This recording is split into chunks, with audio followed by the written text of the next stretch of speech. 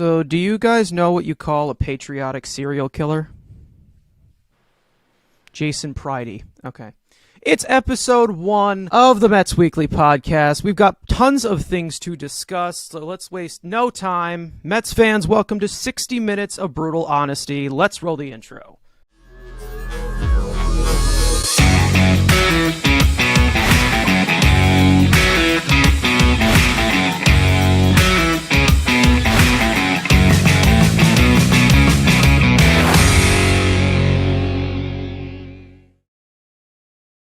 All right, so for those of you who have not watched us on our YouTube channel or have watched us on TikTok or any other platform, this is Mets Weekly, and it's the four of us, brutally honest Mets fans, and I have 3 co-hosts on the screen with me. We'll start with Andrew. You can introduce yourself, say what you need to do at the top of your head, opening statements for episode 1. So far, so good. Cohen's filling holes. They're not done.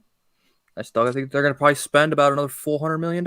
So yeah, I'm pretty excited with some of the additions, but obviously we know the Mets can never win anything with Darren Ruff on the roster. So until that changes, unfortunately, you can add anybody you want, but with Darren Ruff, Mets are in trouble. Yeah, I mean, at least we finally got a big week. It meant a lot of videos and streams for you guys, so it definitely is exciting. But like we said, there's still more work to be done. There's still plenty of time because, at this time last year, we're in the middle of a lockout. So at least we don't have that going. It just feels like we're at that time where any moment something big can happen. So it's always an exciting time of the year. So for those of you listening to us on the 8 different platforms that we are available on, we are going to discuss the most recent week and probably the last few weeks because this is episode 1. So lots to get into here. Let's start with the main topic. And I already know that Andrew and I will probably get into some kind of screaming match over this one because I've been putting it off until now. Jacob deGrom is gone. Off to Texas for 5 years, $185 million with a 6th-year player option. deGrom leaves a 8-year career in Queens where he collected the NL Rookie of the Year in 2014, 4 All-Star selections, and back-to-back Cy Young Awards in 2018 and 2019. The drama was pretty crazy. I mean, as far as just this year, the fact that they signed Verlander, it's like, I guess I'm okay with it because at least you still have a good pitcher at the top. But I still don't love the way the Mets went about it before signing Justin Verlander. I still feel that it just looked very half-assed, if you would say. If we want to be really honest, that's how it looked because it just didn't look very prepared. I believe that if you have a guy that's been in your organization for so many years, you'd have a pretty good idea of like, okay, is this a guy that we want to keep around forever? Is this a guy that we might not want to re-sign? Someone that if we know we're not going to re-sign, maybe we should think about trading him. Even if it's not this year, maybe the year before, because it's hard for me to believe that all of a sudden this year when the season ended, the Mets are like, you know what? Maybe we don't want to keep deGrom anymore. Like, was that just a last-minute decision for them, and that's why they found themselves in the situation where they were at, where it's like, you know what? We know he wants more than 3 years, but there's no way we would ever give him more than 3 years. So I just don't get what happened. Like, where was the fallout in between that it got to this point? Because if that's the case, in 2021 he could have been traded, and you could have got even more back for him, and you wouldn't have to be filling in these holes with older guys, injury-prone guys, and you just have a much better chance at that sustained winning, that long-term winning, where you have a bunch of young pieces that you could build around instead of just holding on to guys and then not getting much back from them. Oh my gosh, you get a 3rd-round pick, 4th-round pick from him? Wow. I mean, not all 3rd-round picks, 4th-round picks are going to hit. So if it's up to me, I'd have a few, top 5 prospects than a 3rd-round, 4th-round pick if I knew that there was no way I was going to keep Jacob deGrom long-term. So I don't love the preparation, the way they went about it. The fact they signed Verlander, okay, for this year and next year, I guess it makes up for it. But I just think long-term, that isn't the way that they should be handling these kind of things. Anyone can be traded, so it was possible that they could have done it for good asset management, but the Mets have really just not done that well in the past. Yeah, I think I went through the 5 stages of grief. At first I was in denial, then you start bargaining, and then, all the other ones that come with it. I think I got over it pretty quickly, and partly because the Mets were swift to pivot and go and sign Verlander, which is nice. I didn't get that warm, fuzzy feeling that I got when, the Mets traded for Lindor or when the Mets have made other big moves in the past. I think partly because we lost Jacob deGrom. But for this year, for next year, it's the right move. It keeps the Mets rotation at the top intact and gives them a chance to go out and win and hopefully go and win any potential playoff series like we were hoping Verlander, Scherzer, deGrom would this past year. So, they keep that hope alive moving forward. As far as the actual deGrom negotiations, how it all went, it's very strange. We had heard all these rumblings for the last year, maybe year and a half, about how deGrom was not happy. And for the most part, we thought it was because he wasn't happy with the Mets organization. Now we're hearing it's because he didn't like New York. He didn't like the politics. Obviously, you can't blame him for wanting to go to Texas and get that state tax, income tax from whatever, state income-free tax. Anyway, it's very strange how it all went down and how, he just had so much disdain for the city or for the state of New York. I can't say that I was ever a proponent of trading him in the past, although it seems like the Mets knew he was going to be getting out of here. If just took one of those teams, just one team to offer him that deal, and it turns out to be the Rangers. But once we heard the actual details of the contract he signed, I wasn't too upset about it because that would have been ridiculous for the Mets to do. And from what we've heard from reporters, the Rangers were the only team that were willing to go 5 years on Jacob deGrom. Not the Yankees, not the Astros, none of the other teams that were rumored to be looking at him, not the Dodgers, who could sorely use an ace in their rotation. So, honestly, you can't really blame the Mets for how it went. And an interesting thing, I'll let you guys chew on it and think about this one. But, do you remember a year and a half ago, about maybe August, when deGrom was still on the injured list? Mets were playing in Miami. Sandy Alderson calls a press conference on the field and says, Jacob deGrom has a partially torn UCL. deGrom comes out very shortly after that and says, no, I don't. It sounds to me like there was this under-the-table handshake agreement that there was something very weird with Jacob's medicals. Maybe it is a partially torn AC or UCL, and Sandy Alderson had a slip up, or Sandy Alderson purposely divulged that information to try and be able to get deGrom back on a short deal. So who really knows what's wrong with Jacob deGrom? Who really knows what those medicals actually say? Why would Sandy Alderson come out a year and a half ago and say he has a partially torn UCL if he doesn't? Something is still very fishy there. All I can say is it's not our problem at this point, and that's that. Andrew, bring it on, bitch. What do you got? We thought the Mets would bring him back on a Scherzer-type deal. Everyone thought, in the beginning of the offseason, 3-year deal, stupid AAV, he would have been back with the Mets, or at least that would have been the deal that he would have signed with if his new team, whatever. 3 years is probably what it is, and for especially an injury-prone type pitcher, 3 years, maybe an opt-out or a player option in the third, like Scherzer's deal set up, would work. And then here comes Texas, which they've done this throughout their history.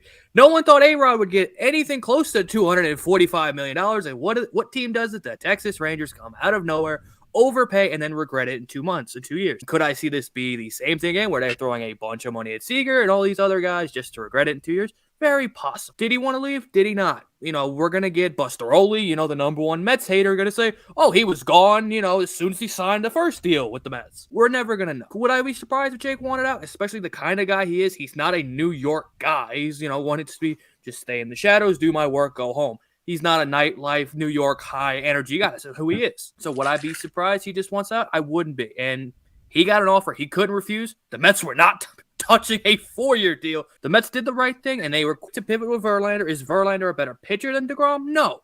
But who do I have more faith in maybe making 25 starts this year? Jacob deGrom or Justin Verlander? I have higher faith in Justin Verlander doing that than Jacob deGrom. But, as soon as the deals happened, of course, we're all in shock, but then less than maybe a couple hours. I went to Chili's after, so I was pretty much forgetting about Jacob deGrom. So we all know that. I think out of all four of us, this probably hit me the hardest out of everyone because this is somebody that I grew up watching and admired for so long. From the top of my head, everything we have heard is a lie. Whether Jake wants to stay, wants to leave, he doesn't like being a Met, that one about him hating Cohen and liking the Wilpons, all of it.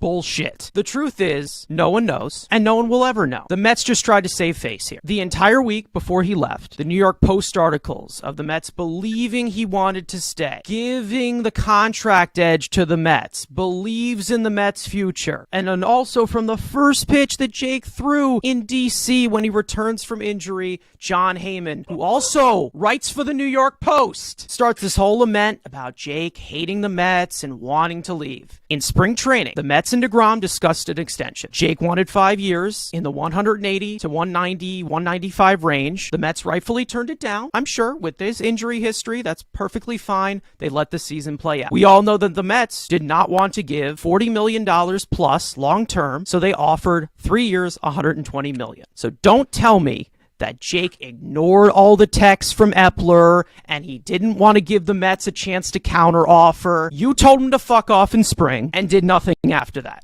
Okay? You offered a higher AAV to Scherzer and Verlander. Stop lying to me. I don't like to be lied to. At the end of the day, thank you to Jacob deGrom. I'm going to miss you. It's been great. I mean, honestly, I really think he has a partially torn UCL. I really do. I mean, this whole scapula thing, like, it could be a trickle-down effect where he's relying more on other body parts, his shoulder and whatnot, his back, his scapula, and that's why he injured that in spring training. I mean, then it turned into stiffness. Then it was soreness after throwing bullpens or minor league starts.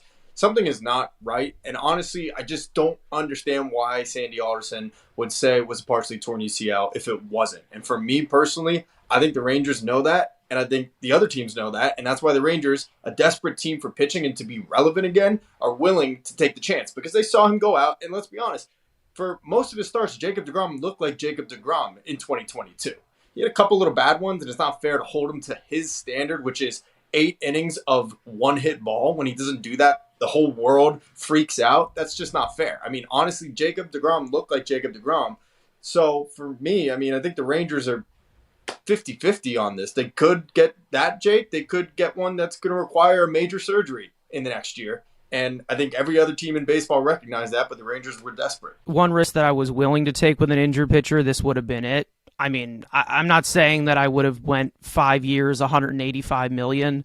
I'm not saying that I would have been like, okay, I would have given that to him straight up, full, no guaranteed, no clauses in the contract or whatever. From the reports that we're hearing, from the contract edges that he was going to give to the Mets, I would have given him 5 years. I would have done it. I mean, I personally, for me, Carson, I feel like it's too much feeling being put into it, like sentimentality and, emotion. I don't think you're replacing the dominance of Jacob deGrom. You're not replacing any of that value with Jacob deGrom. You compare him to all of these guys like Rodon and Verlander. You have the same injury risk with those guys as well. Verlander, of course, coming off of a Tommy John surgery, and then, of course, pitching to the Cy Young. We'll get into that later. Into age 40 now, the amount of innings he pitched, that hurts his case more than helps it with mileage on his arm. And then Rodon, of course, having those injury history before, and what was it, multiple Tommy John surgery, multiple injuries and multiple surgeries before then. Granted, he's a little bit younger. You also have that factor of Rodon not pitching. We don't know what he's going to do with pitching in New York because that matters a lot more than people think it does. I would have done this with the amount of contracts that they had tied up for just short term. Again, it's one of those things where you sign Max Scherzer, you're here to win now. I don't care about the back end of that contract right now. In the future, when all those short-term contracts come off, you move money around later on. But right now, we're worrying about right now. Either way, I'm going to miss Jake. He'll always have that special place in my heart as a all-time Met or whatever. I'm sad that he's not going to be a Met for his entire career. And I'd say that kind of made it a little of a sour situation when they did sign Verlander, because I was like, yeah, okay, well, we knew this was going to be one of the replacements possibly if he does leave. It was a tough few days, I'd say, after he did sign, because it's a weird realization. I took it better than I thought I would. Yeah, I think the only other thing is that, like, is there any sense of, like, loyalty? Because we could talk about, like, okay, from a strategic standpoint, from a value standpoint, age, injury stuff, but, like, is there anything to this was our guy, this was a homegrown guy, like, we want him to be a Met for life? Are we willing to go, whether it's the extra year, maybe a little extra money, to ensure that? Because one thing that Steve Cohen talked about when he took over was, losing Tom Seaver, how upsetting that was as a Mets fan. And for the young generation, the people who never seen Tom Seaver, this was kind of like their guy. I mean, this is the guy, like you said, Carson, this is the guy you grew up with. This is the guy you watched for a lot of years, you hope was going to be a Met for life, and now he's gotten away as well. So I just wondered, like, was that part of the Mets thinking at all? Like, does loyalty mean anything? That's one of the things I do wonder about, because I think you saw, again, I talked about this, I don't know what video it was, or stream, whatever. It reminds me a lot of Freddie Freeman. Like, Freddie did not want to be a Dodger. He was waiting for the Braves just to give that extra year, but they never did. So he said, you know what? I have to take the LA deal. And I don't think DeGrom was to that point, but I think that if the Mets did offer him 5 years with the 6, blah, blah, blah, I felt like he would have stayed. I mean, because again, like if it was so obvious that he didn't like New York, didn't want to be a Met, all that stuff, like I said many times, you should have traded him. If it was just so glaring that he never wanted to be here long term, you should have just traded him. Because why? If you knew this was going to be the end result, why didn't you do something about it earlier? So, I mean, that's the way I look. It's all of these reports that just get me so confused, that bottle up like this severity of the New York media as to, well, Jacob deGrom was never with his teammates. Jacob deGrom was never around anything and was very distant. That's kind of how he is. Like, he's a very preserved person. He just goes out there and pitches. Like, he's not there to full on party like a nut job or whatever and celebrate like crazy. He's just one of those guys. He's not on social media. He's not on any of those things. That's just kind of how he is. And from all of these, conversations we're hearing from Mark Canov, he told me he wants to come back, and he told me he wants to return. He told me he liked me as a teammate or whatever it was. What is the actual story? We never will know, because that's just how Jacob deGrom is. He just keeps a lot of things private, and he has every right to do that. So we can go on hours and hours about what Jacob deGrom meant to this franchise, or if he's a traitor or not, or we're pissed off about him, or we're not pissed off, or we're going to miss him, and everybody's crying, and everyone's upset, and the whole world's going to explode. The man they brought in to replace him, or at least tried to replace him, because you're never going to replace Jacob deGrom. He's the greatest pitcher of all time. Justin Verlander. Early this week, the Mets signed another first-ballot Hall of Famer to a 2-year, $86.6 million contract with a vesting option in year 3.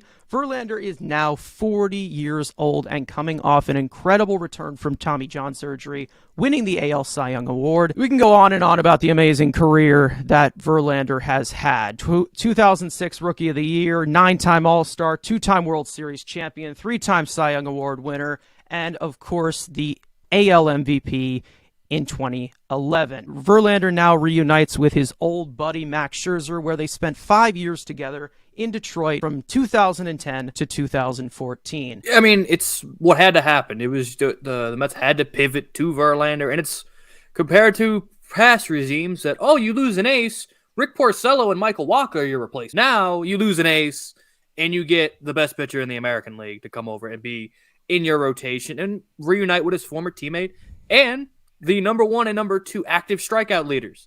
So everyone's been saying, he's 40. What else has he got to pitch for? There isn't a feud in between the two of them. Who wants to be that active strikeout leader? And every start, it could be like, hey, I got 12. Oh, I got 14. It could be an instant battle between the two of them to say who is that top active strikeout leader.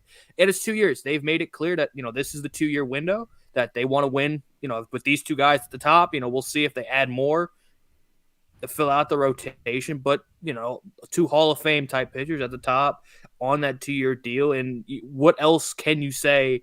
Yes, would have been nice to go after to get Carlos Rodon, maybe, but it would have been a longer term deal. Yes, you're getting a younger pitcher with higher upside than Verlander, but who knows? Like Mets fans, like Carson said, we don't know if he could pitch in New York. Verlander has pitched on big stages. He obviously, Houston and Texas is a decent size, decent size. It's not New York, but we've seen him obviously in the World Series. It is his bugaboo, which is something we will have to bring up. His postseason this year wasn't great. He had 2 bad starts and 2 good starts. So you don't love that, and especially as he's aging.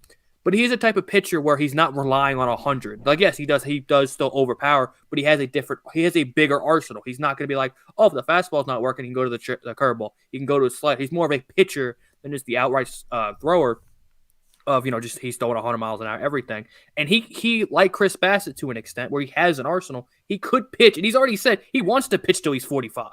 And he's one of these guys who will adapt to whatever is happening in a current day. Let's say if he has a game plan going in, if something changes, he will adapt on the fly. And obviously with him and Scherzer, putting those minds back together, 2 psychopaths at the top of the rotation. Again, it's not Jacob deGrom. You're not going to get Jacob deGrom, but it's a pretty damn good replacement. No, I mean, definitely, like Andrew covered, how could you not be excited about what Justin Verlander could bring to the table?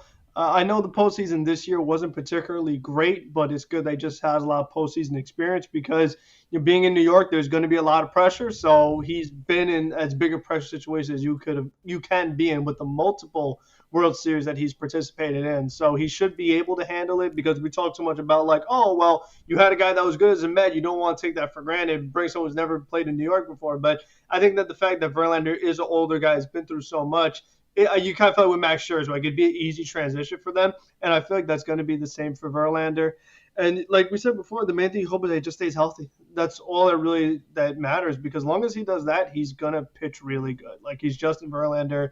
Like I said, there's a lot of different ways he could be successful. He's a pitcher, not a thrower, all the things that you want. And it's going to be exciting to, whether. And I wonder if they are going to do the whole, like, they'll start the year pitching back-to-back. And then at the middle of the season, like maybe around the All-Star break, whatever, they'll kind of break them up like they tried to with, don't let deGrom face the Yankees. This way him and Scherzer aren't pitching back-to-back. Even though by the time season was over, they ended up pitching back-to-back anyway, so that didn't work. But I'm curious to see how they're just going to align the rotation, if they're going to go with that kind of blueprint again. Yeah, I mean, it was the move that had to be made. It's pretty similar to, the situation the Mets had with Brandon Nimmo. There wasn't really a replacement for Brandon Nimmo. Center field devoid of a lot of talent around the league, especially two-way talent like he has become. There weren't really any aces in free agency available outside of Justin Verlander. And we said there's no replacing Jacob deGrom, but this is the next best thing that was available unless you were swinging a huge trade. And what it says to me more than anything is that obviously, as we know, Steve Cohen is willing to go out, spend money, and put this team in a position to succeed as much as he possibly can. And it also tells me that while he's looking to spend the money and willing to spend the money, he also has a vision for this future because he could have easily went out, traded Brett Beatty and Ronnie Mauricio for a guy like Shane Bieber or someone from the Rays like McClanahan or one of those dudes. Instead, they go out, they spend the money, and it shows to me that not only do we have this 2-year window, but he's trying to get this farm system, giving it a chance to develop so that hopefully 2 years from now, these guys, the Mauricios, the Beattys, the Alvarezes are core pieces of this team. And you can still incrementally add other guys from free agency or via trade if they're making a lot of money. If you look at their payroll next season, a lot of money comes off the books. It goes down to $232 million for their luxury tax penalty or hit. And then if you look the next year after that, depending on what Scherzer ends up doing, opting in or opting out, then it goes down to $113 million committed on the books. So the money is never ending as it is already, but we're going to get right back under that luxury tax threshold potentially and even open up more opportunities to spend again and again and again. No matter who it is, the Mets are always going to be in it, and I think this is a great idea for Verlander to match him with Scherzer for at least 1, maybe 2 years, give it another run, but it's not as if this window is closing, if you ask me. Yeah, I feel better than I did the day that they signed him. He was on my 8 free agents to avoid, mainly just because I preferred either Jacob deGrom, and also it was just the health risk was pretty much the same as it was with Jacob deGrom coming into a 40-year-old season. Do I feel like this guy's going to pitch like an ace down the line? Probably not, but I'm not going to get into deep depth into that. It's a move that had to be made. We already know that Carlos Rodon was going to wait out the free agent market. There was no guarantee that you were going to get him, and he's also looking to get a 6-year deal, which, again, looks like the Mets are not okay doing that. The whole feeling of having those 2 Hall of Famers, first ballot Hall of Famers at the top of your rotation, it's definitely cool to have guys who have that experience to bring it into the postseason and take you far. And it's definitely going to be a sight to see once, like Andrew said, the 2 active strikeout leaders. Hopefully we can have some kind of tracker on the scoreboard or something where they just flip it back and forth, have some friendly competition with that. Who knows? This is an idea I usually don't like, but especially it makes more sense for this rotation. I know Frank has brought up in past years, especially if they do sign a Kodai Senga, and maybe they add even some more depth. A 6-man rotation might have to happen for this team this year, just to keep these guys healthy all the way through. I know I usually don't like 6-man. Like, I would like to get more out of my aces, but the fact that they're both 40, you have to really consider, and especially if you do sign Kodai Senga, he's used to pitching once a week. And if you do a 6-man rotation, that's pretty much, but it could line up. He's only pitching once a week, or worst case, it's a Sunday and a Monday, or Sunday and Sunday and opposite Sunday, whatever. But it would be something that the Mets, if they do obviously have to sign Kodai Senga and add, if they were going to add some more depth, it would be probably an idea. Again, I'm never for a 6-man rotation. Knowing your roster, it would be, especially if they do want to see Peterson and McGill get some starts occasionally, to give those guys. And if you do sign another guy, it would probably be smart for this team to really, really think about having a 6-man rotation. If they do a 6-man rotation, because I'm all for keeping the aces healthy,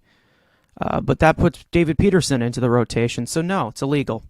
Now, the Mets continued on to get that rotation help by also signing Jose Quintana to a 2-year, $26 million contract. Quintana spent 2022 in Pittsburgh and St. Louis, posting a 2.93 earned run average, a 2.99 fielding independent pitching, and striking out 20.2% of batters in 165.2 innings pitched. He's a 4-pitch, soft-tossing lefty with great command of the zone. He is entering a 34-year-old season, coming off a 3.5 win year in 2022. Fun fact, Quintana was originally signed as an international free agent with the Mets back in 2006, where he played rookie ball in the Venezuelan Summer League. Yeah, I mean, it doesn't blow you away by any means, but you're not asking him to be your number 3 or anything. You're asking him to basically take the role that Taijuan Walker has had for the last 2 years. You look at the contract Taijuan Walker just signed with our rival Phillies, and I'm laughing to the bank with this Jose Quintana signing. I mean, 2 years, $26 million. Correct me if I'm wrong. Meanwhile, Taijuan Walker gets 4 years and $72 million? I mean, just crazy to me. And obviously the upside was a little bit higher with Taijuan Walker. I don't think that's the case anymore. I mean, he's getting up there in age. He's shown what he is. Sometimes he's on. Other times he's a train wreck by the second inning, and he's always going to be on the injured list at least 2 or 3 times during the year.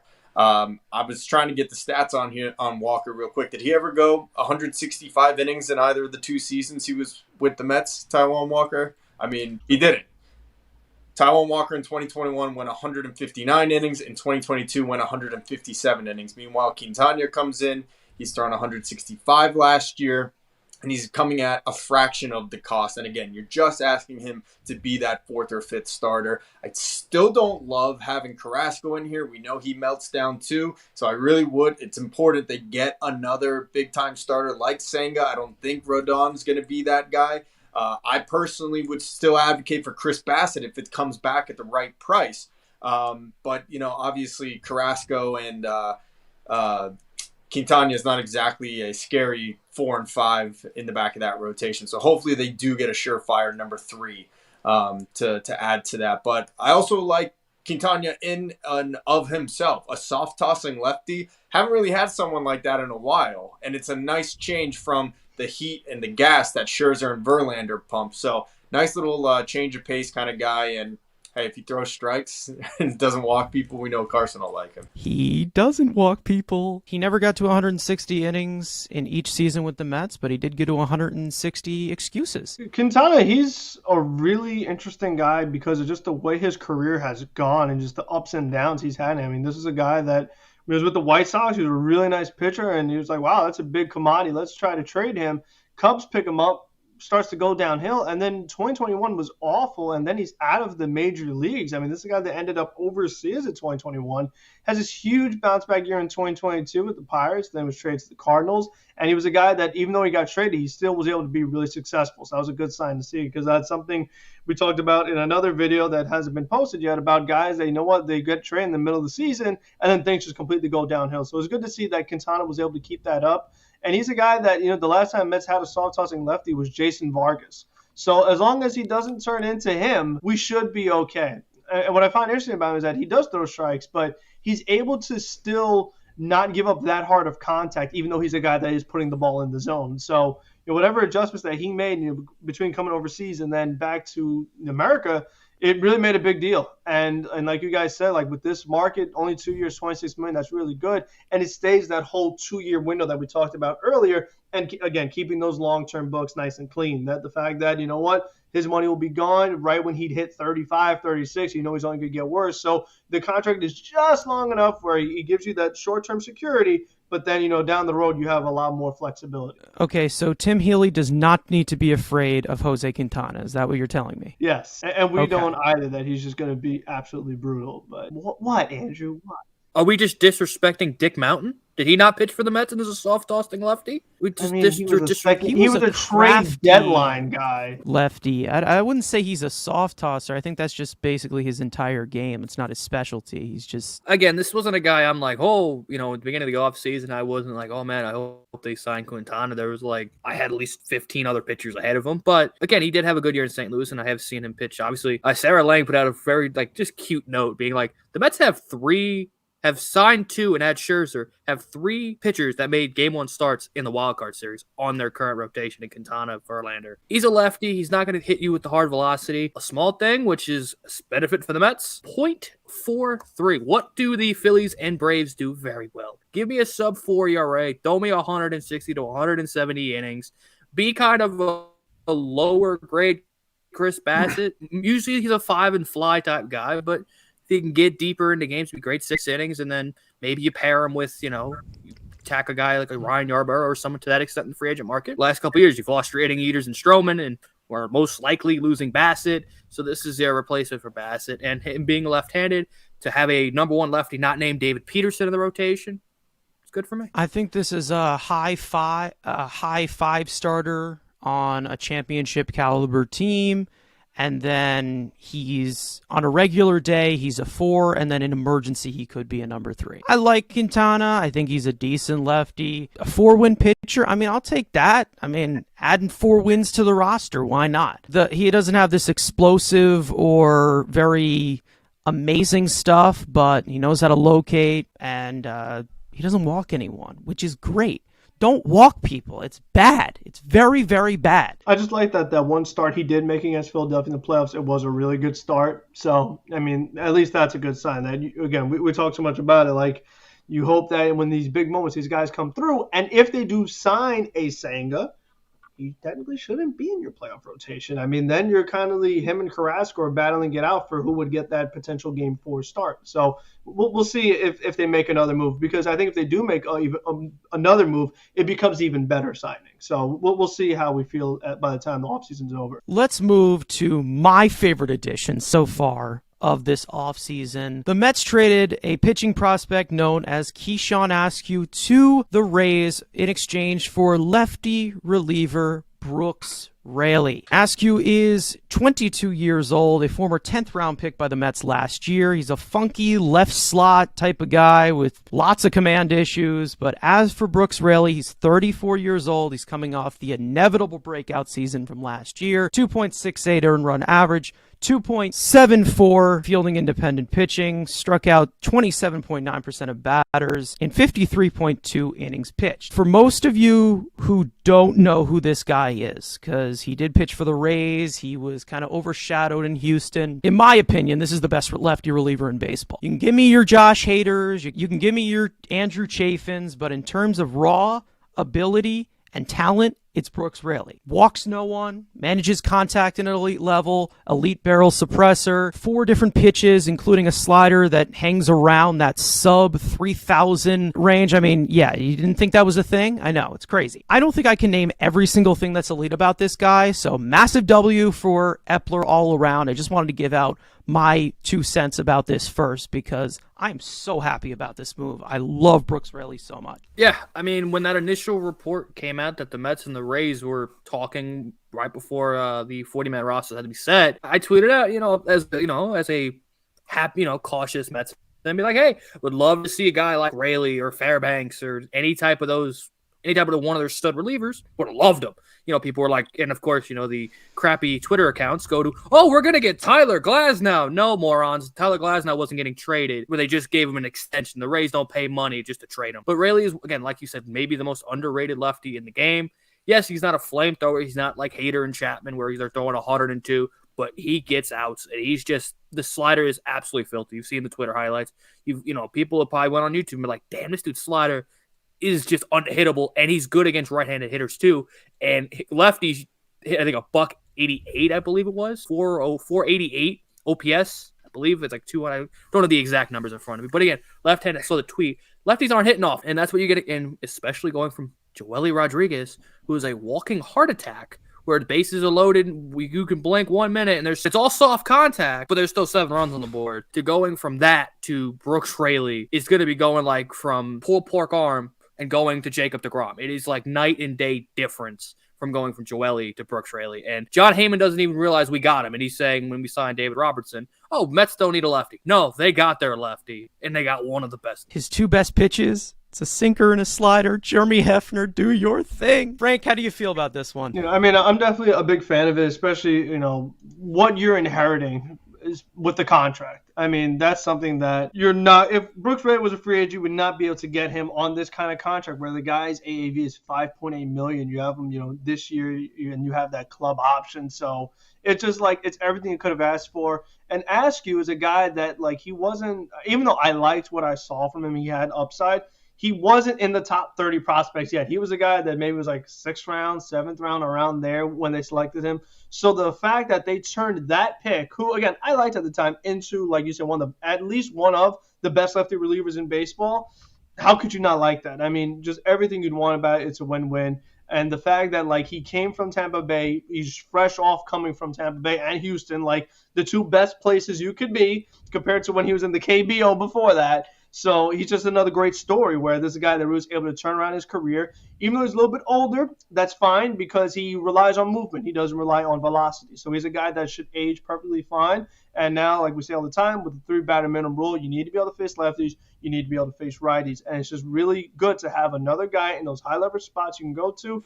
And when you face all the lefties that you're going to face in the National League, it's really good to have him there as a guy that, like you said, you just have that flexibility using so many different roles, and that's what really excites me. So he's definitely a much improvement than from what we had last year. No doubt about it. So, that's all we're asking for. We want some improvement last year. Is he going to help when the Mets only scoring 1 run, 0 runs? No, but at least it's in some area on the team, David. Tony, I know when we were talking about this when it happened, you didn't even know who this guy was, but anything you would like to add on this? When I first Googled his name, obviously I heard about all the drama surrounding him this past season with the Rays. Putting that to the side, now that I've done my research, obviously great numbers, huge improvement over any other lefty the Mets have had in the bullpen really over the last year or two, especially last year with Rodriguez being the lone guy and a little bit of Chas and Shreve. So, yeah, I love it. The numbers are great. I don't know a whole lot about Askew, but seemed like pretty raw talent, and I've seen the arm angles that he throws from, and it just doesn't seem like something that's going to last very long. But regardless, great to get him here and to get him on that deal for $6.5 million in 2023, and actually $4.5 million this year, and then a club option next year for $6.5 million, if I'm not mistaken, somewhere in that area. So love that we not only get him for this year, but potentially for next year at a steal of a cost. You look at what Andrew Chafin's probably going to be asking for after his season, and he's going to want at least 2 years and at least $10 to $14 million average annual value, you'd imagine. So to get this guy for someone that, really is pretty raw talent and Askew, I think it's a home run of a deal. Love it. And on paper already right now, I think this bullpen is better than it was going into last season. Obviously, things changed a little bit with, Ottavino being as good as he was, but heading into last season, he was kind of a flyer. He was kind of a let's see what he does. So I think right now you look at this nice little triangle at the back end of the rotation or at the bullpen with Diaz and Robertson and Raley to set him up. That's a really nice 3-person punch right there. Yeah, I feel great about this, especially if this is going to be your lone lefty, but we don't know if they're going to add something else. We don't know if Joey Lucchesi will be healthy. We don't know what is going to be going on with Josh Walker. Maybe they give him a chance. Some guys in the bullpen of some possible lefties they can put in there. But all I can say is that Joely Rodriguez, have fun in Boston. Go fuck yourself. Bye. Well, the impossible happened. a few days ago. The Mets have officially brought back their own guy. Brandon Nimmo is staying in Queens on an 8-year, $162 million contract. Nimmo joins David Wright and Ed Kranepool for the only Mets to eventually play 1,000 games for the franchise. The Mets also put a graveyard to sleep of 38 other center fielders to start for the Mets since Carlos Beltran was traded to the Giants back in 2011. Look at Toronto. They got Kevin Kiermaier playing center field, and that was my worst effing nightmare. That I'm like, oh, we're not going to pay Brandon Nimmo. He doesn't steal bases. He's not worth $20 million, even though he's the third highest WAR for a center fielder in all of Major League Baseball. But no, we want Kevin Kiermaier, or we're going to go call Arizona and go trying to get Alec Thomas. And they asked for Brett Beatty. I could have lost Beatty and Nimmo in a 2-week span. I would have been gone. I would have went to Ethiopia with James McCann if that would have happened. But they had to do it. They had to. It was look at the options. Either you're taking out your third baseman to try to get a high upside. Yes, Alec Thomas was a top prospect. It would have been a solid, option to build around.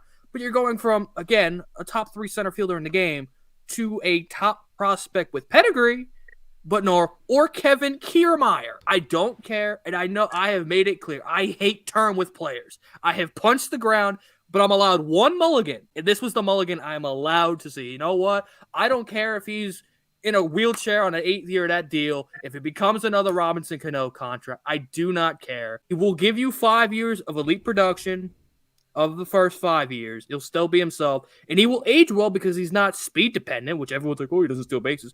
He has the eye. Even as you age, you're still going to be a good hitter just because you're not allowed to strike zone.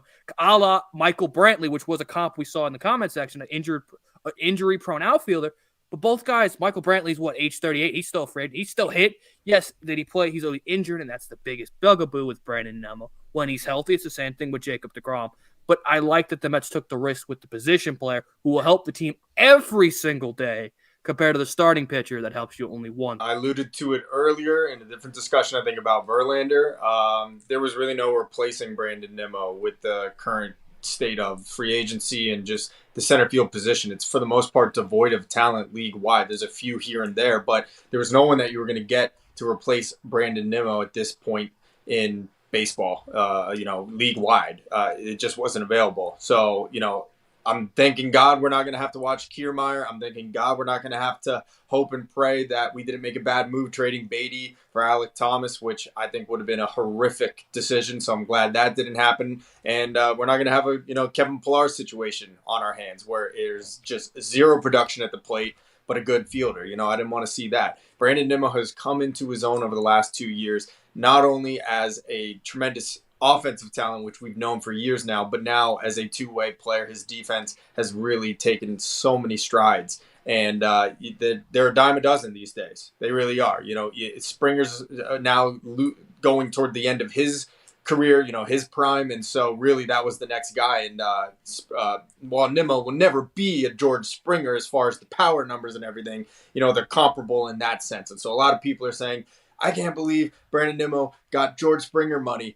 I mean, I can, because the guy has steadily improved in basically every single aspect of his game over the last several years. And like Andrew said, he's not speed dependent. A good eye, that's not something that ever goes unless you stop taking care of your vision. But I don't think that'll ever be the case with Nimmo. He'll always be an on-base machine for the most part. And honestly, it's a great deal. And with so many holes entering this free agency, to have lost Jacob deGrom, you couldn't also lose Brandon Nimmo. You just couldn't. And so to pivot, to get Verlander, and then to get Nimmo back, we're whole again. We still have moves that need to be made, but at the very least, I don't think we're worse than last year. Yeah, I mean, I definitely was very surprised for multiple reasons. I mean, reason number one, like you said in the beginning, the Mets retaining their own talent. Like, oh my gosh, finally, they're not gonna, like we talked about with deGrom, not gonna let another one get away.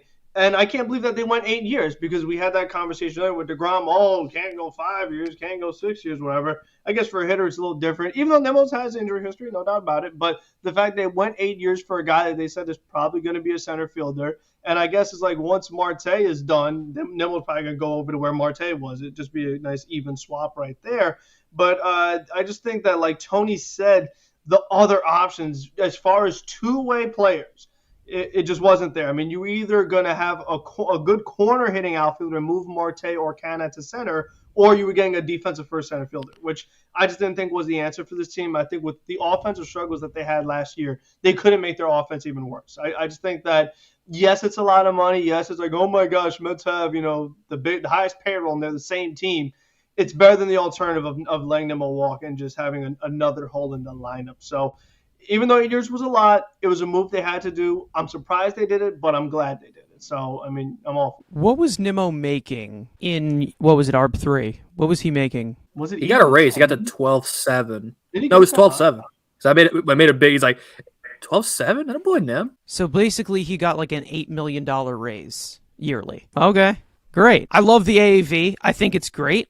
The term, whatever. I mean, that's just what happens. You have to overpay, whether it's in term or in AAV. I'm okay with it being term here because, again, like we said, this is a guy that's going to play every single day, hopefully, if he's healthy. Nimmo is a very important player to this team, and I think if he did leave, a lot of Mets fans will realize how important he really is. I know we have a lot of guys in this lineup that get on base.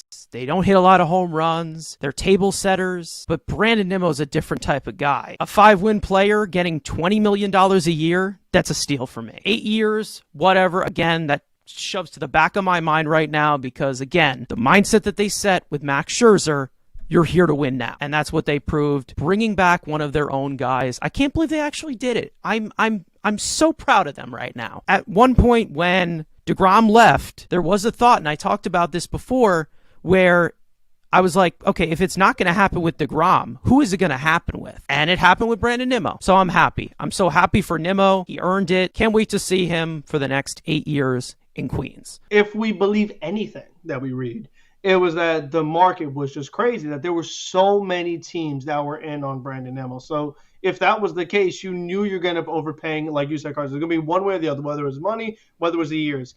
I don't know how many teams went 8 years. I think that might have been what kind of got the Mets to get that last punch they needed to really get the knockout and bring them back. So I think that, none of us would have done 8 years if it was up to us. In the ideal way, don't give him 8 years, but it was what they had to do just to secure getting him for all the years before year 8, year 7. So I think that's what also determined that contract was just the market that was there for him. Is that, like we said, he's a hot commodity.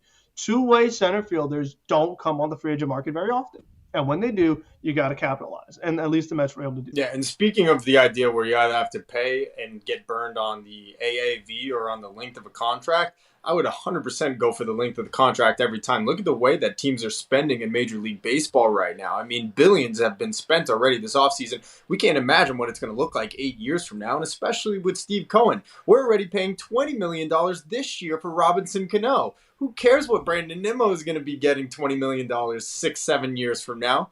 I mean, it already hasn't prevented Cohen from going out and spending and improving the team. I can't be worried about, giving $20 million to Brandon Nimmo if he's not the same guy that he was previously. You move him to left field. That's where his noodle arm belongs anyway by year 6, year 7. And it's not something that I think is going to bite them in the butt. For the back end of that contract, I will say, and I'm just beating a dead horse here and maybe just like completely putting gasoline on a fire here and probably opening a huge other conversation. It does suck not to have PCA for center field. I get that, and I agree with you. It does suck. But again, then we would be putting a lot of our eggs in the same basket that we're doing with Francisco Alvarez and Brett Beatty. We hope, yes, that they're going to develop and be impact players on this team, but that does not always happen. And then you're not getting better from last year if PCA doesn't immediately step in and be productive. So, I mean, you wouldn't have Nimmo back if you didn't make that PCA trade is the way I look at it. So yeah, and I know a lot of other Mets prospect huggers will talk about with that situation of, we have Alex Ramirez. He's probably going to be a right fielder. It's possible that he will be, especially with his just frame of how he is. Oh, the last question on him, and then I guess we can move on. It's the biggest question we haven't answered. Will he buy a new car, or is he going to stay with the Altima? He's got the big fat checks now. He's been driving that car since 2010, pulling up in Brooklyn. Will he finally upgrade to buy a Bugatti. I was talking about this with some other Mets fans. He's the type of guy to buy a mansion and still keep that car because he's a nostalgic guy. He's, I feel like that's something that he might do, but that's just me. Well, it doesn't really matter what car he drives specifically because every time he gets in the driver's seat, he has Jesus take the wheel anyway. So he's fine. He doesn't need to worry. Doesn't even need airbags. He's safe. So, completely lost in the shades of the Nimmo contract, the Mets also made another addition to the bullpen within the next 10 minutes. David Robertson is back in New York. This time it's in Queens on a 1-year deal for $10 million. Robertson is now 38 years old, has had quite the career since entering in 2008. He was a huge piece of the World Series team for the Yankees in 2009, and he's continued to remain consistent before getting injured in 2019 with the Phillies. He worked his way back, and he posted yet another great season in 2022. 2.40 earned run average, 3.58 fielding independent pitching, striking out 30.7% of batters and 63.2 innings pitched. David Robertson has now been added to our bullpen, most likely going to be the 8th inning guy. Yeah, I mean, for me personally, when it comes to the bullpen, I want brand name. I want brand name kind of guys, and David Robertson is that guy. You can talk about the advanced age at 38, but if the Mets aren't going to discriminate their starting rotation age, they shouldn't be in the bullpen especially, and that's always kind of been the case. You can see relievers pitching as late as into their early 40s and be fine. It depends on just how they pitch and their stuff. Robertson's obviously had a tremendous career and had a really solid season last year between the Phillies and the Chicago Cubs, and obviously we all were clamoring for the Mets to acquire him at the trade deadline. So to bring him in, a guy that has experience pitching in basically any situation, in early in a game, middle of a game, late in the game, closing games, I think it's obviously just a perfect fit. And like I said earlier, it's like the 3 legs of a stool. You got Edwin Diaz, you got Raley, and you got David Robertson to build the bridge up to Edwin Diaz. Work's not done. Still need to bring in at least, in my opinion, 1, maybe even 2 more surefire relievers. I don't see them going for 2. It doesn't seem like Billy Epler's MO.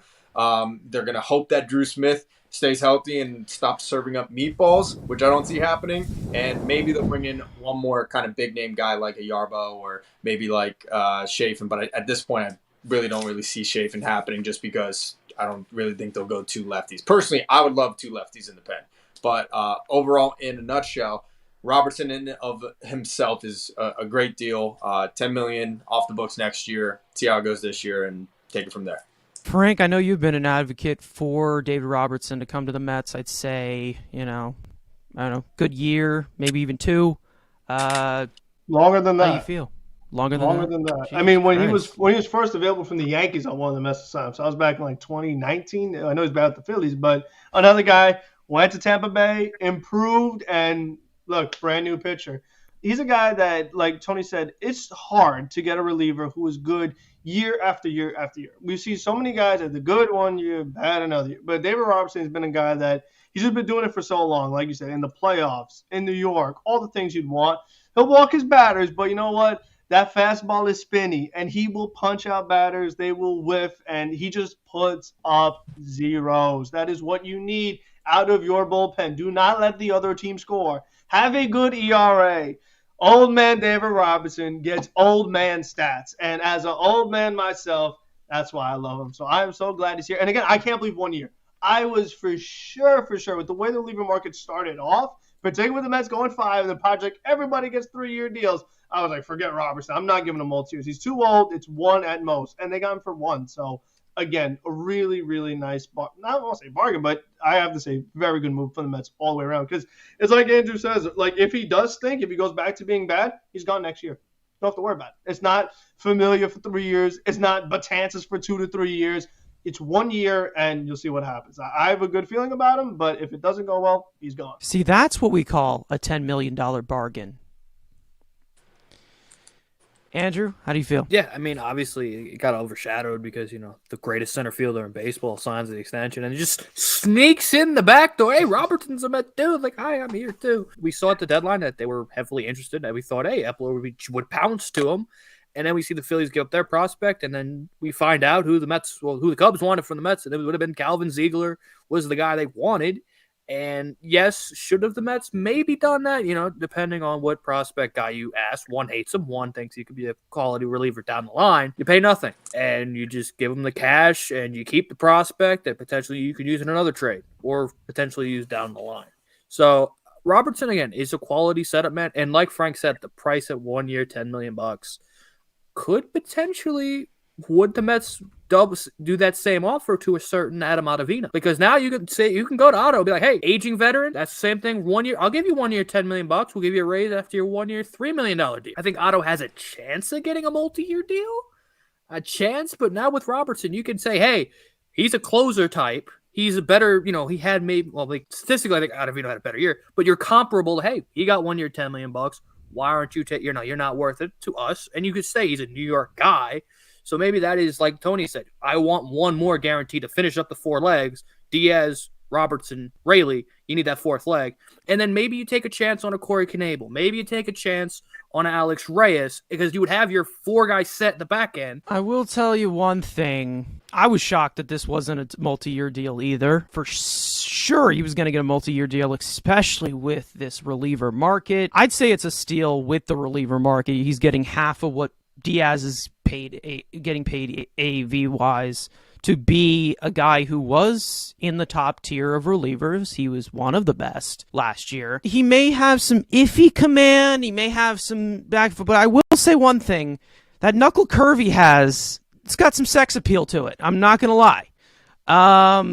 It's a veteran for 1 year who has experience, who has playoff experience. I'm fine with it, and I'm hoping that this 1 year, because we're all talking about time frames, that this 1 year of David Robertson can be that little stopgap of my man Bryce being the 8th inning guy the next year. And I think one more thing that's nice about David Robertson is that he had 20 saves last year, and you'd figure that he'd be looking for, like we always talk about, the closer role. He has to sign with a team that's going to guarantee him a closer role. And I think that now the Mets, at the end of the year, I talked about it so much, they experimented with Diaz in the 8th. They could do that so much more now because David Robertson has so much experience as being a 9th inning guy. That if they could do Diaz in the 8th as many times as they want when the heart of the order is there and let Robertson have the 9th and you're good to go. So it kind of fits that whole strategic thing that they were doing last year. He's a perfect fit for that. So I also like that part of it too. Now, according to multiple sources, the Mets are extremely high on Kodai Senga. For those of you who don't know, Senga is a 29-year-old pitcher from Japan with electrifying stuff, including a fastball that can reach triple digits and a forkball splitter pitch. I don't even know what the hell this thing is. He has spent 11 years in Japan collecting a 2.42 earned run average, striking out 27.3% of batters face in over 1,300 innings pitched in Japan over those 11 years. The Mets are among teams such as the Rangers, Giants, Red Sox, Cubs, Padres, and they seem to be one of the current front runners at this very moment. I understand that the Mets, they have a lot of stuff they like. I always think it's a bit risky anytime you're going to a guy that's not been in the major leagues before because it's not a perfect one-to-one representation of what the competition space in Japan is like was faced in major leagues. And I also find it weird that it looks like the Mets are willing to go 6 years. And it feels like that's something that they've kind of been trying to avoid with a lot of their deals. We talked too much about that time frame, that 2 to 3 years, keep the long-term books clean. I just find it weird that the Mets are so high on this guy that he would be the exception. He'd be someone they'd be willing to not do that for. So we'll see. But I think he does fit what we were talking about earlier of if you could have him as the guy in the middle of your rotation and then you have Carrasco, Quintana battle it out, it makes the possibility of trading Carrasco more likely. Peterson and McGill become depth. Maybe one or both goes to the bullpen. So it could just help your team in a lot of different areas. So I understand what they're going for. I still wonder, what is Chris Bassett looking for? I mean, if he wants 3 to 4, I just think that's a safer bet. But I do know that Bassett is older, so I guess the fact that Senga wants more years, it kind of balances out where they finish age-wise.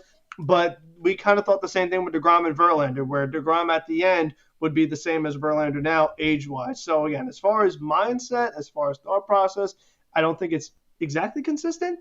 But, I mean, there must be a reason why they're so high on him, so I guess I would have to trust them. There's definitely a hole in this rotation that still needs to be filled that's left vacant by Chris Bassett. Honestly, in regards to Senga himself, I'm sorry, but unless you're a professional scout, like, you have no idea how this guy's going to do. Everyone on Mets Twitter saying, please sign Senga, please sign. You have no idea. Yes, you could look at his numbers. You could look at all the analytics. You don't know. Unless you are an advanced professional scout that gets paid for that, that is your career, you don't know how this guy would translate to Major League Baseball. Now, those people are obviously saying that he will. Otherwise, there wouldn't be so many teams interested in him. But that all being said, it'd be nice to get him. I'm not going to be disappointed if they don't get him, especially if it doesn't come at the right cost. If he wants 6 years and it's going to really uproar the entire plan the Mets have going for them right now, then go and pivot and try to get Chris Bassett back. If Chris Bassett's asking for too much money or too many years, and Senga seems like a more plausible piece of your puzzle, then go for that. But regardless, I'm not going to sit here and act like I know he's going to be a star in this league or that he's going to be a dud, because I don't. It's the unknown. If the Mets get him and the cost lines up with the rest of their plans in the future, great. If they don't and they can pivot and get Chris Bassett, I'd be totally okay with that too. Regardless, they do need a guy of that ilk, though. The difference between, I think, that fans are not understanding, why aren't you just signing Chris Bassett? Like, yeah, he fit well in that 3 spot, but it's just the unknown of Kodai Senga that just is intriguing to us. That's why he's got so many teams interested in him. We're like, you know what Chris Bassett is. He's going to be a sub-4 ERA. He's going to give you a bunch of innings. The unknown of Kodai Senga. He could be a top-flight, Shohei Ohtani level pitcher where he's at number 1, number 2 potential. And the fact that he is 29, he's younger on the market, and just that unknown factor of, hey, if we get him, he could be, a number 2, and he'd be in our number 3 spot right now. Am I in love with that idea? Not necessarily. Again, like Tony said, the price is right. But the fact that the Mets have reportedly, Mayor has put out, the Mets have a 5 to 6 year deal already on the table for him, I'm not going to be like, oh my God, they missed out. The upside is there. The fact that Epler has been so enamored by him, kind of maybe like he did when he found Shohei, where he was so hesitant, he loved Ohtani to sign Ohtani, and he panned out.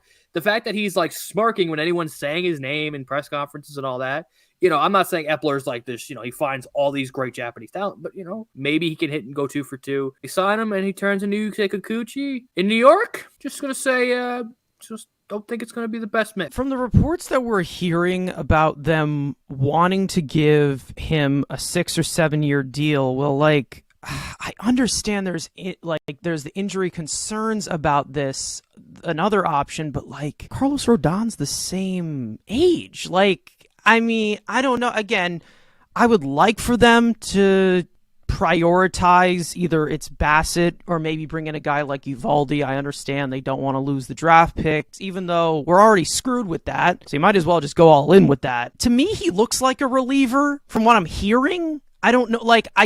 I don't know what to say at this point. You have to see him at the major leagues. There was also some stuff about talking about how they use very different baseballs in Japan and stuff like that, of maybe that takes a little bit off of his velocity or something.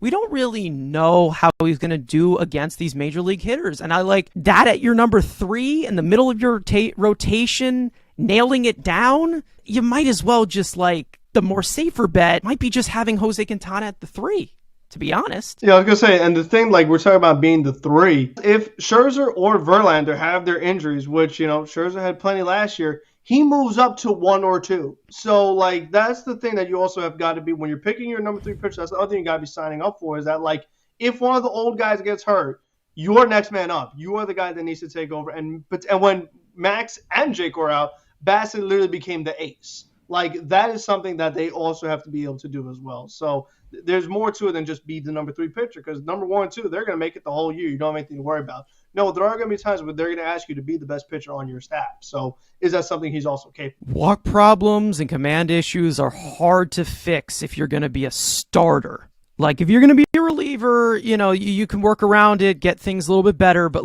as a starter, that's tough. It really is. The Phillies have taken another Mets pitcher. Taijuan Walker has signed a 4-year, $72 million deal with Philly. Walker spent 2 years in Queens and was the tale of two halves for both, getting an all-star selection in 2021 because every sport needs to be more like the Special Olympics. Going to the Phillies, going to be playing him in division. Most likely will face him a good 2, 3, maybe even 4 times. Was it a good decision to let him walk, Andrew? What do you think? I mean, I'm devastated, man. Taijuan Walker, what a guy.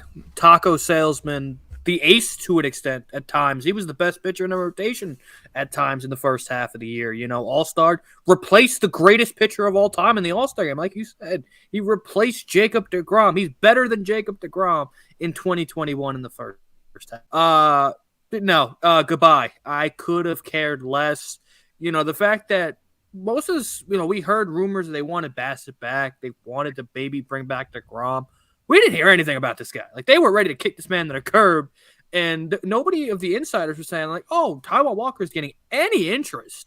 And then we just pick up one night, oh, yeah, the Phillies are giving Taijuan Walker. And I remember I was watching MLB Network, and John Heyman's on the TV, and he tells me, Taijuan Walker to the Phillies. I'm like, okay, I started laughing. Because I'm like, the guy who literally sucks is going to go play in CBP and pitch in CBP, where some of his worst career starts as a Met has happened in that ballpark. But, okay, I'm thinking it's a 1, maybe 2-year deal. And then Heyman just throws right before off, oh, it's a 4-year deal. I'm sitting in this exact spot. My head hit that bat rack. I fell over in my chair, hysterically laughing my ass off that the fact that the Phillies thought, you know what, he's better than Kyle Gibson. Which I'll give him a little bit. He's better than Kyle Gibson, so it's an upgrade for Philadelphia. But the fact that you gave him 72 million buckaroos, so pretty much he's making more in his 2-year career stint, pretty much, as a Met in 1 year. And he's getting that over 4. He's getting 4 years of that. And I get it. Former Mets who come back usually kill the Mets. And there's plenty of, stories of like, oh, here's what's it called coming out, even though they killed Matt Harvey and, some things. Didn't get to face Stroman. Syndergaard was too chicken shit to actually face us. So we couldn't get that a possibility. But the fact that it's not even we're going to face him. The fact we could face him, Citizens Bank Park. I want to play a drinking game. Maybe I know we don't do game reactions. Maybe we got to do it just to do a drinking game. How many walks, how many homers, how many fastballs he just throws right down the middle that Alonso hits 570 feet off the Liberty Bell. Maybe we'll do that. Good job, your agent. But Phillies fans, you think it's a good deal now. When he's serving up 9 runs to the Braves, they're going to be like, this dude sucks. Oh, I mean, I think he served his purpose. He was a guy that signed so late in the year that the Mets got him. I mean, they were ready in spring training by the time he signed here. He was really brought on to be like a depth guy. And I think for him to have his all-star year, last year he finishes 3-5. Plenty of luck involved, no doubt. But for the most part, he did what he had to do. He had plenty of good starts for the Mets in his 2 years. But what I find interesting is just the fact that like the Mets didn't give him a QO, and the Phillies basically gave him like 4 QOs. Like, I'm just very surprised the Phillies did it. I kind of thought they were smarter than that, I guess. Like, there were clearly red flags involved. You know what I mean? Like Andrew said, he had problems with Citizens Bank. The Mets didn't give him a QO. They're like, oh, let's give him a QO over the span of 4 years. It's like if I was a team, I'd be like, why didn't they give him the QO? You know what I mean? Like we were Rodon. Like, why didn't they QO him? You know what I mean? Is it his health? Like, what's going on there? And you want to talk about health? Like, you hope you get 4 healthy years out of him. I mean, the Mets will face him if he's healthy, because this is a guy that, even though he had his injuries with the Mets, it was nothing compared to what happened earlier in his career. I mean, it was so much worse, where you couldn't even get like even half a season out of him. So we'll see how it goes. I mean, I'm just curious to see if Philadelphia, are they going to make him throw his fastball less, throw his fastball more? I'm just curious to see how they go about their usage of him, because Carson, you talked about the way they misused Corey Knebel.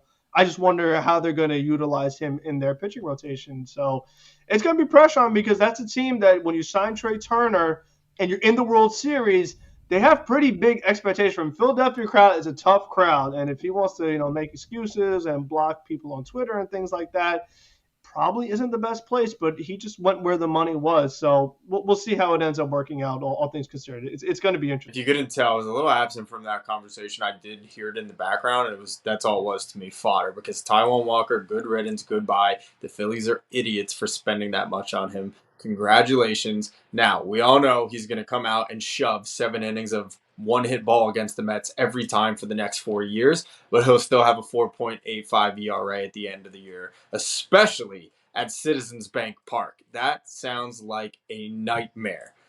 Good riddance, goodbye, and don't let the door hit you on the way out. I am thrilled. This is like I'm Jewish, right? But this is Christmas to me. Like, I am so glad I don't have to deal with this dude. He just gives me an impression that he's not serious at all. Like, and New York is not going to take lightly to that. I'm sure he'll dominate the Mets, whatever, but he's just not that good. I don't know what to tell you. Sure, he served his purpose for some injuries or whatever, but I'm a tough customer. I'm sorry, and he pissed me off way too much. All right, so let's get into some rapid-fire stories. The Mets traded minor league outfielder Jake Mangum to Miami to complete a trade that sent Jeff Brigham and Eliezer Hernandez to Queens. Mangum was a fourth-round pick by the Mets back in 2019, breaking out in the last two seasons in AA and AAA before his Rule 5 eligibility. The Mets re-signed Sean Reed-Foley and Tommy Hunter to minor league deals. Reed-Foley, who was acquired in the trade that Steven Matz to Toronto. He underwent Tommy John surgery this year, which ended his season abruptly. Hunter also returns to the Mets for bullpen depth after a quality campaign in 2022 in 22 innings. The Mets Rule 5 draft results, they selected a right-handed reliever, Zach Green, in the MLB portion of the Rule 5 draft, a former 8th-round pick by the Yankees in 2019. The Mets also selected a pitcher named Wilkin Ramos, an infielder, Jonathan Arise, outfielder, Agustin Ruiz, and an infielder, Mateo Gil, who was one of the pieces that the Cardinals sent to acquire Nolan Arenado. The Mets' number 6 overall prospect, Ronnie Mauricio, is destroying the Dominican Winter League. The 21-year-old shortstop has posted so far a 146 OPS plus in 141 plate appearances. Mauricio also has played 61 innings of third base, which scouts have been identifying as his more comfortable position. Trevor Williams has signed a 2-year, $13 million deal with the Nationals, coming off a breakout campaign with the Mets as a versatile lifesaver all season. Take good care of him, DC. I hate you so much right now because I love Trevor Williams. Last thoughts of episode 1. Andrew, I'll start with you. Still got a couple, still got some things to do. Hopefully next time we are discussing, Adam Ottavino is back, and maybe Kodai Senga is on this roster, and then maybe the Mets will be opportunistic in February market, see if there's any stragglers on 1 year. Yeah, definitely got to add another rotation piece, but I just hope they get somebody that could hit a ball over the fence with just a little bit of frequency. If they could just make one signing in that department, just something, because it's not going to happen from within. If the Mets had a power problem last year, they're probably going to have it this year. Unless they're counting on Alvarez and Beatty to fix everything, if they're going to have a lot of the same issues that they did last year. So I want to see if they do, and like I said, be opportunistic, even if it's 1 year. Since they're so over the tax, they could go 1 year something crazy because it's the same penalty. So, I mean, it's just money at this point, which the owner has plenty of. So I'm curious to see how they go about that. Some pretty good moves. I think we're pretty close to where we were last year. Could be slightly ahead, could be slightly behind. Not sure exactly. Depends on what you get out of some of the people we've added so far. In the words of Kobe Bryant, job ain't finished yet. What's there to smile about? Job ain't finished yet. There's a lot more work to do still. Frank's on the money about that. Get someone that can hit the ball over the fence with a little more frequency. Andrew as well. Get some stragglers in February. Maybe Kodai Senga right now. Fill out that rotation. Job's not done yet, but so far, pretty good results. And in the words of me, why is James McCann still here? That's all I gotta ask.